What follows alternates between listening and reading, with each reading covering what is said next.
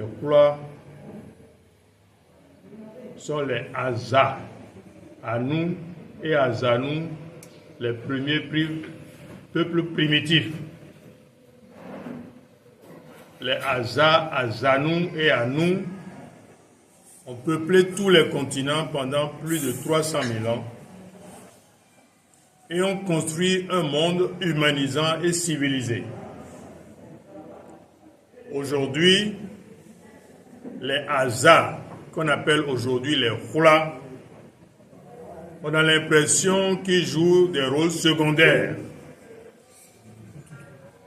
Et parce que leur rôle céleste de construire un monde humanisant a été bloqué par l'avènement des Blancs il y a seulement 12 000 ans, eh bien, notre mission civilisatrice, notre mission humanisante a reculé d'abord avec l'avènement des philosophes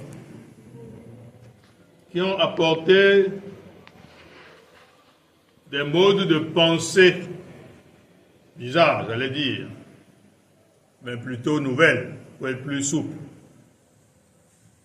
Eh bien, les philosophes disaient « je pense, donc je suis ». L'Africain n'a jamais dit ça. La sagesse Aza n'a jamais dit ça. La philosophie Aza dit « je suis parce que vous êtes ». Parce que si vous n'existez pas, je n'ai aucune raison d'être. Alors si les philosophes disent « je pense, donc je suis », ça veut dire quoi? Le système valorise l'individualisme au détriment de l'humanisme. Et cet individualisme valorisé même dans les écoles soit en train de conduire notre humanité dans un monde criard et impitoyable qui nous conduit tous droit dans le mur. Notre avenir reste hypothéqué, suspendu un peu à ces mots de pensée, disons, de l'Occident. Nous avons le devoir impérieux de réhabiliter les valeurs de civilisation Aza, c'est-à-dire les valeurs de civilisation Houlas. C'est pourquoi nous avons décidé de regrouper les princes et les princesses Houlas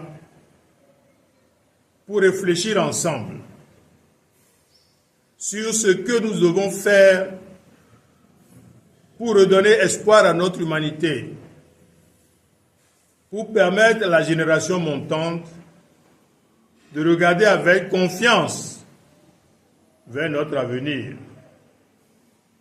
et permettre à nous autres de poser les bases qui devraient conduire l'humanité vers un monde meilleur et plus éclairé. Voilà de manière schématique les raisons et les motivations de cette réunion et cette nécessité de retrouvailles entre nous, princesses et princes de la civilisation Azatado. Et comme vous le savez, les ancêtres m'ont donné cette mission quand j'étais en train de subir tout ce qui concerne l'initiation qui doit conduire à mon couronnement.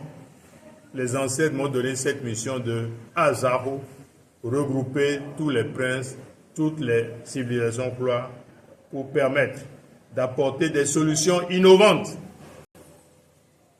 aux différents défis multiples et variés de notre humanité. Les princes sont habilités et seuls les princes Houlas peuvent permettre aux humains de regarder confiance vers l'avenir de notre humanité. Quand on parle aujourd'hui des Houlas, on peut les trouver. Je pense que les Houlas sont dans le monde entier. Parce que les Houlas ont peuplé l'humanité. Je répète, l'origine des Houlas, peuple primitif, date de 350 000 ans. Et pendant plus de 300 000 ans, tous les continents étaient noirs, peuplés par la source Aza. Et de manière uniforme et unanime, tous les historiens, les archéologues reviennent à la même conclusion. La civilisation noire qui a civilisé le monde entier, on les appelle les Aza ou les Anou. Ils sont d'accord. Mais comme ils ne savent pas d'où viennent les Anou qui ont civilisé le monde, ils ont dit que c'est des extraterrestres. Mais non, ce n'est pas des extraterrestres. Ils sont nés dans la forêt de Aza, qui est une forêt primitive. Maintenant, pourquoi je dis nous sommes partout? Moi-même, j'ai été invité à déchiffrer certains symboles qu'on a découverts dans les grottes en Europe. Eh bien, il a été prouvé scientifiquement par datation que des gens qui ont habité dans cette grotte l'ont habité il y a plus de 25 000 ans. Vous savez très bien que pendant 25 000 ans, il n'y avait pas que des Blancs. Les Blancs sont arrivés seulement pendant la fonte glaciaire il y a 12 000 ans. Et pendant cette fonte glaciaire, eh bien, il y avait une pandémie où les virus attaquaient le génome de la mélanine. C'est ainsi que des couples noirs ont commencé à donner des enfants blancs. C'est l'avènement des Blancs. Les enfants blancs, les Blancs sont nos enfants. Hein. Dieu n'a jamais créé les Blancs. Ce sont nos enfants. Eh bien, si dans cette grotte, les gens ont habité là 25 000 ans, c'est forcément des Noirs. Vous savez ce que j'ai trouvé dans cette grotte? Eh bien, le symbole du phare. Le phare a été révélé à qui? Aux Aza, qui sont les rois d'aujourd'hui. Donc dans ces grottes, l'évidence est là. Les rois ont habité même dans ces grottes il y a plus de 25 000 ans. Donc les rois sont partout dans le monde entier, répartis partout. Les historiens sont d'accord pour reconnaître aussi que les Égyptiens existaient seulement il y a 40 000 ans, c'est pas trop loin. Et les Égyptiens eux-mêmes disaient que leurs ancêtres étaient les Anou. Où sont les Anou? C'est les rois d'aujourd'hui. Donc pour répondre schématiquement, eh bien les rois sont partout dans le monde. Maintenant, de manière spécifique, les rois ont leur source à Azatado, Ezamentado. Eh bien, cette source géographique, si on doit le schématiquement et le simplifier, ça va du Ghana, la Volta, jusqu'au Nigeria, Benin City, en passant par le Togo et le Bénin. C'est là où aujourd'hui nous pouvons dire, c'est l'origine même des Aza qui sont devenus les rois d'aujourd'hui. Notre ancêtre fondateur s'appelle Hérou. Il est né avec l'enclume et le marteau pour forger un monde humanisant. Et il l'a fait.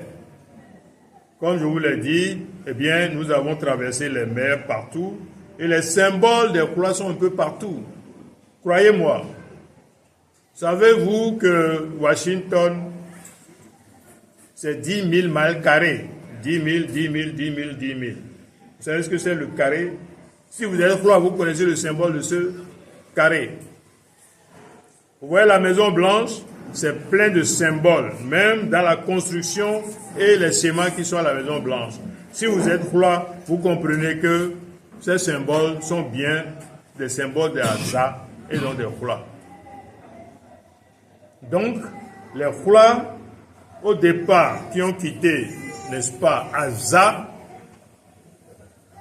qui pour des raisons historiques sont appelés Azatado, pas Adjatado. Arrêtez de parler de Adjatado.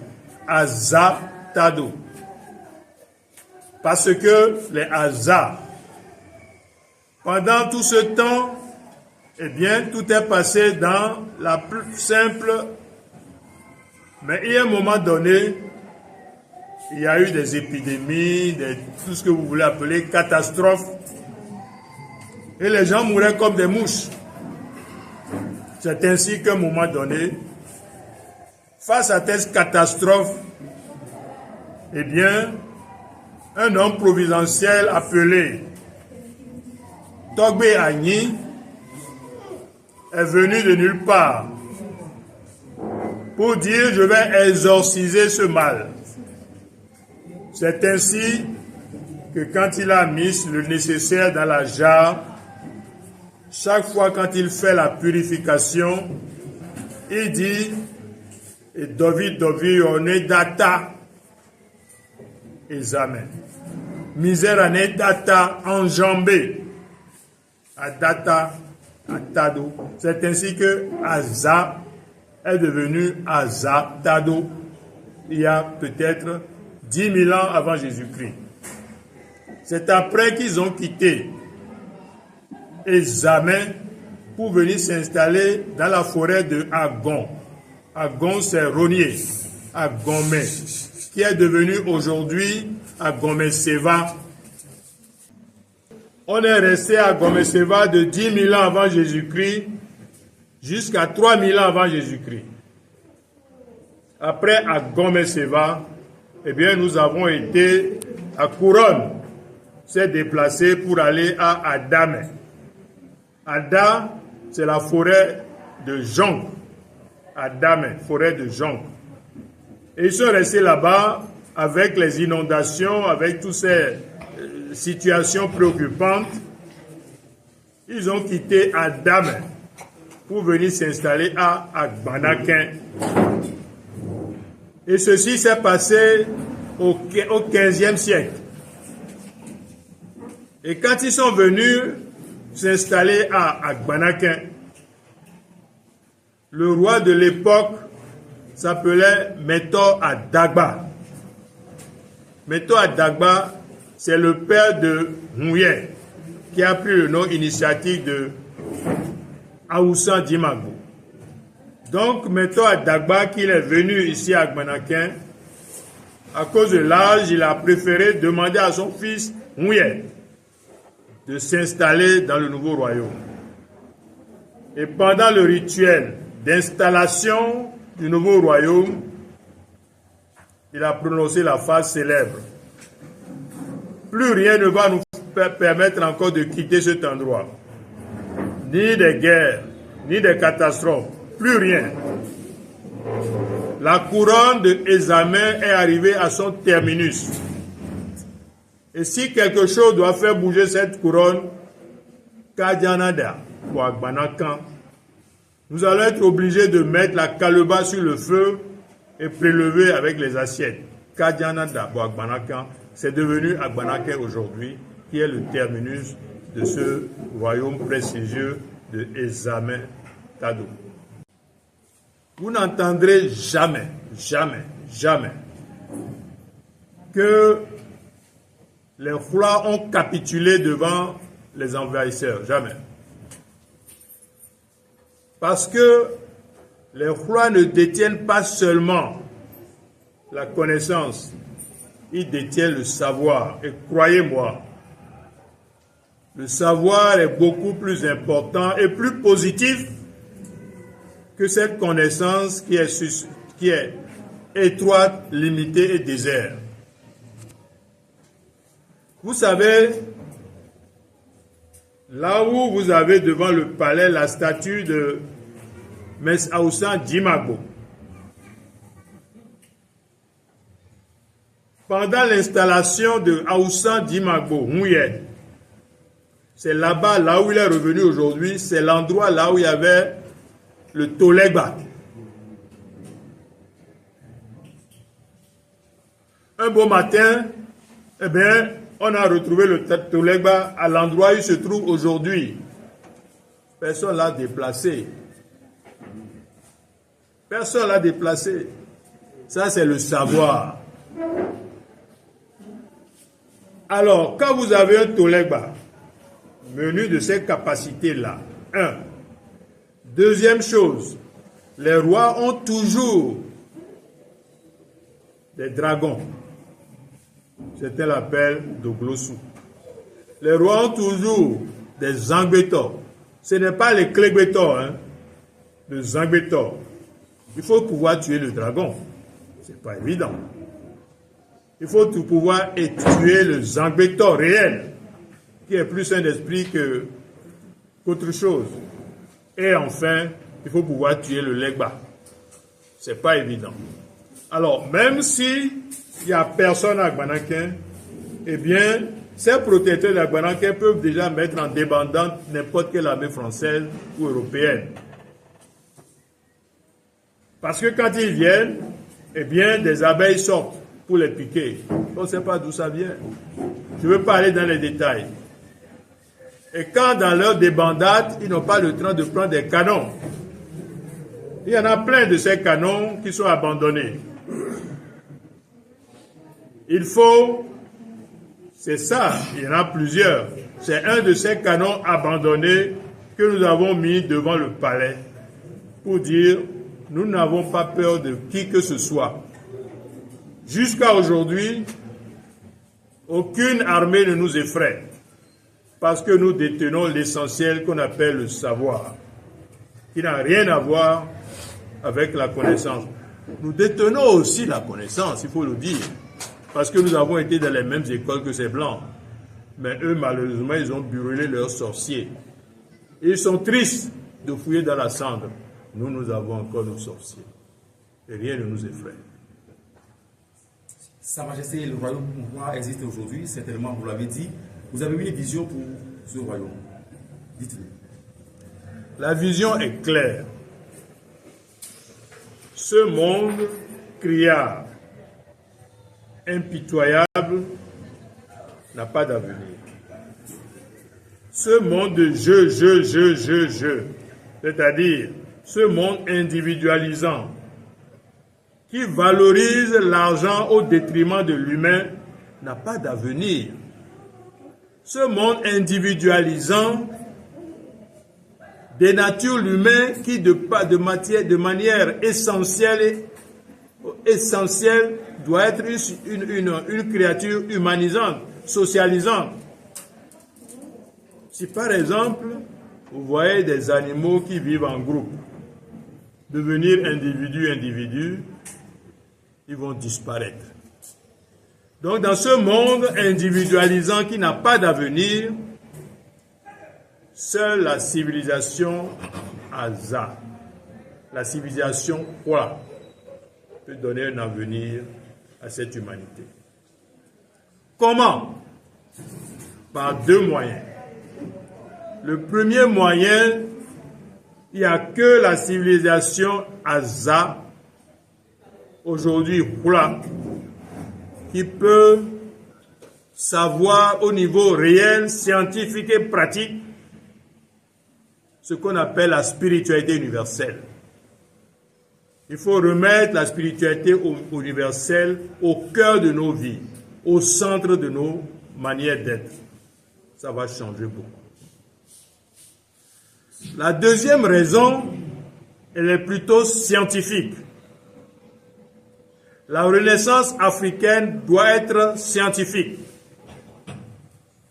Et cette science de la Renaissance africaine a ses racines ici, chez les Hula. Je vais vous donner un exemple tout simple. Vous savez, au XVIIe siècle, il y a ce qu'on appelle des savants. Pour nous, ce n'est pas des savants. Je peux vous donner deux noms. Il y a Descartes, avec son système cartésien. Ce système cartésien est à la base de toutes les sciences modernes. Mais c'est grave.